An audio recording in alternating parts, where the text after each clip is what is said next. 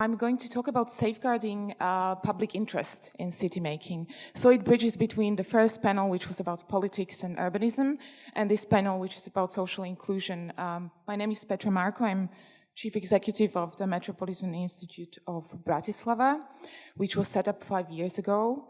And for those of you who haven't been to Bratislava, this is the context. And I think, these are the challenges that we face as cities around the world, but specific and particular challenges of former communist cities and countries, and the big change that we've experienced, in our case, 34 years ago. So the legacy of the 20th century for us, in terms of the context, is that we have all these socialist panel block housing estates with in-between spaces taken over by cars and unkept greenery. We have modernist buildings or post-war buildings which haven't been transformed into the next century. Many of them had been sold off by the city to private hands with no conditions attached. So that's another challenge, these big complexes which had much bigger plans but actually never got realized, and particularly the public space and the historic of the context of the city around them is suffering. And then we also are struggling with infrastructure for cars, which has taken over the space for people. So about 80% of streets actually in cities generally are taken over by cars or by streets, and it's about rebalancing that. And in the first decades, let's say after the Velvet Revolution, the question wasn't very much asked about what kind of city we want on a strategic level. So the society's values and interpretations were reflected in what actually happened in a very dynamic and quite uncontrolled way. So once the Iron Curtain fell down, it was a paradox that people started to build fences and wanted to have their houses built in a certain way with no shared space, no public space, no safe space for children or neighbors together. We also are suffering with shopping mallification. We have one of the highest concentration of shopping malls for a capital city in Europe, which is sucking out life out of the streets, of course. And then also we have very dynamic development that I mentioned, which was happening without more conceptual and very clear idea from the city. So the regulation wasn't really quite there. And about a decade ago, there's new generation, but also people traveling and going around, and people started to really demand a different way how they want to use the city, how they want to be together in the city, and particularly in public spaces. So we had a revival of the old market hall, which had been closed off for over 20 years. And through a citizen initiative, it was reactivated and actually had an effect on the entire surroundings of that building. As you can see on the picture here, street markets started to pop up. We have 14 years celebrating a pop-up market, the Good Market, which is happening twice a year. Very popular. Local politicians go to the market to talk to the people and to introduce their plans. So this is really a place where people start to talk about, from top level, from bottom up, about what kind of city we want, and community gardens and similar initiatives. I'm sure you've got lots of those also in Tirana. And this bottom-up wave was met about 7 years ago by a top-down leadership and vision of our current mayor, Matúš Valo, who is in his second term. So we have a strong vision and leadership of the city. He brought together 70 experts to put together this book, Plan B, which stands for Plan Bratislava, or, it's a plan for change in different words. And these 70 experts across different topics, from sports, education, development, urbanism, laid out an idea what future Bratislava might be like in the future. And one of the ideas was to establish a conceptual urban institute according to examples from Prague, for example, or Milan, which would help the city deliver the long-term vision and really take that forward. So 1 year later, when Mayor Valo was elected, indeed the Metropolitan Institute was established, and one of our first tasks was to develop the strategy Bratislava 2030 for a resilient, accessible and caring city. So these are the three big themes that are broken down into specific targets, measurable targets, and we are in charge of helping the city make them into reality. And actually, instead of just looking at the long-term vision, which is really important to frame at the start, Maria talked beautifully about it yesterday. So there's a plan, but there are small parts of the plan that come together. So by now, you can already see that physical transformation of the city in the day-to-day spaces, the bus stops, the tram stops, the streets, the squares, not just the big iconic places, but the really day-to-day basic spaces of the city. And but it's not just about the physical transformation. The very important layer, and I think this is what we share perhaps with Tirana as well, is to have that psychological transformation, to develop that positive relationship to place, that sense of belonging and mental ownership to your street, your neighborhood, your city. And to really feel like, you know, this is my city that I want to be proud of, and I'm an active part of, an active citizen, and this doesn't have to be somebody who is an architect or an urbanist. This is about everybody, from children to the elderly. And here are a couple of examples of those really big transformation moments where that psychological layer plays out. Our City for Kids program, for instance, besides transforming areas around schools into safer, similar to your initiatives here in Tirana, we also do perceptive walks with children where they try to go with crutches or with a wheelchair to understand that different people have different needs in the city, and that we should try to accommodate everyone so that there's a mutual benefit. So because you can't see it, but here are the two sort of levels. So when somebody asks me, what is the Metropolitan Institute doing? We answer the question, what kind of city we want, by developing strategic tools and tools for physical transformation of the city. So from design guides and manuals, urban planning, but also piloting and tactical urbanism, testing things, to kind of really quick interventions where, for example, we can't plant trees into the street because of utilities, we just put planters.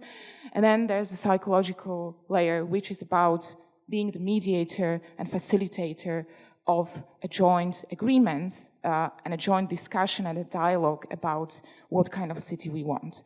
And that's participation tools that we are actually unique in Slovakia in doing participation over and above public consultation and in very different forms and ways through very engaging formats, including children and everyone else.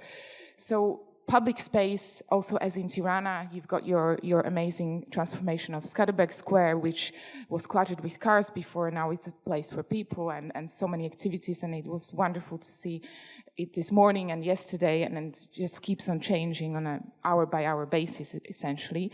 We had a similar transformation of the Freedom Square in Bratislava. It's the biggest square, which for over 20 years was a black dot on the map. There was nobody going there, really shady place, dilapidated, and also laden with the history and the meanings from the former regime. So this is something that we all struggle with. And it was transformed with very minimal interventions, just lowering, making the fountain accessible, changing the surfaces, making it walkable, making it engaging and tactile so people can actually reach and engage and make it their own place, make it their own extended living room in their city. And this is now a place for everyone to meet. This is one of the most popular public spaces at the moment.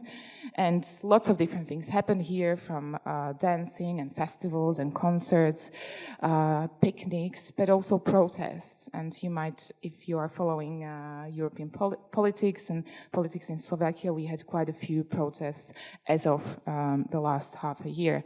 So this also shows that Bratislava is a confident city because it democratizes the public space. So we're removing the barriers so that people can gather and that people can express their opinion. And this is a very important message, I think, that the city leadership is sending to the citizens. A fair shared city, this is really linked to it. It's about providing more equal space, more space for people as well, not just for cars. Maria talked a lot about that yesterday, so I don't have to elaborate.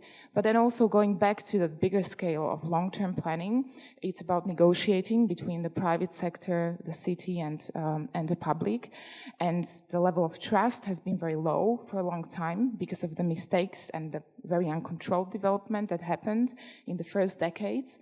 And this is an example of a 138-hectare former industrial land where we developed an urban study. There are almost 20 landowners that we've negotiated with, the key principles for this urban plan, and a new contributions policy that has been established by the city, which will bring around 70 million euro contributions to public infrastructure in this zone. What's really important and what's very beneficial, because we need to look for the win-win scenarios, and I think you're doing that also with your Boulevard Master Plan here, as we've heard from Paolo yesterday, is that this makes the process more transparent. Instead of each landowner and investor or developer going through a change of local plan individually, this all goes together as one package. It's faster, it's transparent, it's clear what are the key principles and values that the city is saying that this quarter should have: a boulevard with a tram,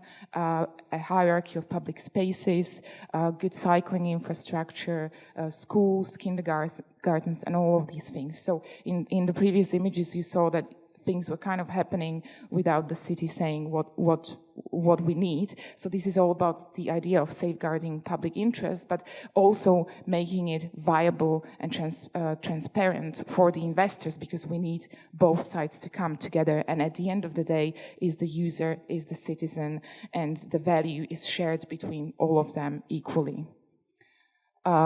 I mentioned that we engage children, but this is for another talk perhaps, and you're doing that wonderfully here in Tirana, so we're big fans of what your mayor has been doing in terms of child-friendly city, and we welcomed him in Bratislava this year in the spring for our Start with Children conference.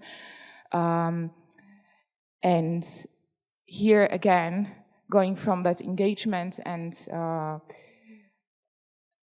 making children part of the process and saying, you know, they have a right and they should participate in the city planning. We also want to show that through testing, we actually can come up with the long-term proposals. And this was a really difficult process, because there were also a very small group of people who really did not like what we were doing here.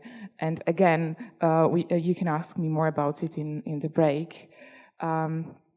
So the communication and education we see it as a really equal part to the physical transformation and the strategic planning, because without explaining to people what we are doing and why we are doing it, it's really difficult. If you don't take people along the story, then it does not become their story. So this is very important for us, that the communication is clear, that we gather for different topics. This one was about cycling a couple of weeks ago, which again is becoming this ideological debate between, you know, the bike versus the car, which is really challenging, but there's more and more people who actually want this transformation. So we're not doing it because we think it's good, but also there's data showing and also strategic policies at European level saying that sustainable mobility, you know, affordable housing, and all of these key issues are very, very important.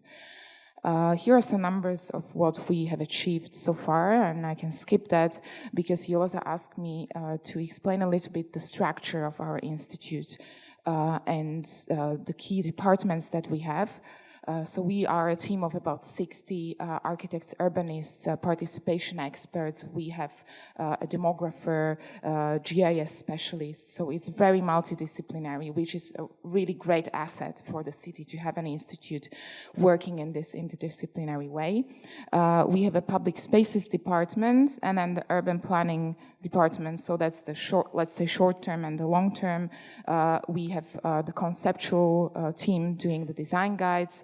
We're also doing design guides for tram lines, for instance, then a participation team and then communication and engagement. And what's really important to keep a balance, because there are largely like two different ways of working. One is short term with a lot of pressure on capital investment in the public space project and short turnaround and making sure that we can do it and that we don't need a planning permission to plant every single tree, because that can take years instead of a few months. And then we have the long-term process. I mentioned Bratislava 2030. We're now embarking on the new Metropolitan Plan, which needs to be finished by 2032. And these have to be balanced out so that people see real change on the ground, and at the same time they understand that there's a big long-term vision, that why we are doing all these short-term projects towards. So on one hand, sort of the design guides and standards and principles that different stakeholders are already using, also private sector, also the different city departments, the urban planning, and then, you know, the change, the visible change on the ground. I don't know why all this text is kind of, the formatting is a bit funny, but never mind. This slide was just showing that what's the really smart move for the cities to set up an institute like us is that we actually also work for external clients, so we can build our own capacity. We can have external funding through grant funding, through working for like the urban study where developers contribute, through academic collaborations on research. And you can see that this year and last year we are growing, or we have a strong external component of our budget for our current expenditure, so this is to cover our staff, and we know that the budget from the city is decreasing because of different kinds of decisions that our government has taken, so we are agile in actually increasing our capacity, and for the city this is a really smart way of setting up an institute like us. So this is what we work for, that I just already mentioned, and the next long-term step for us is to work on the Metropolitan Plan, where we will also be again answering the question what kind of city we want. Thank you very much.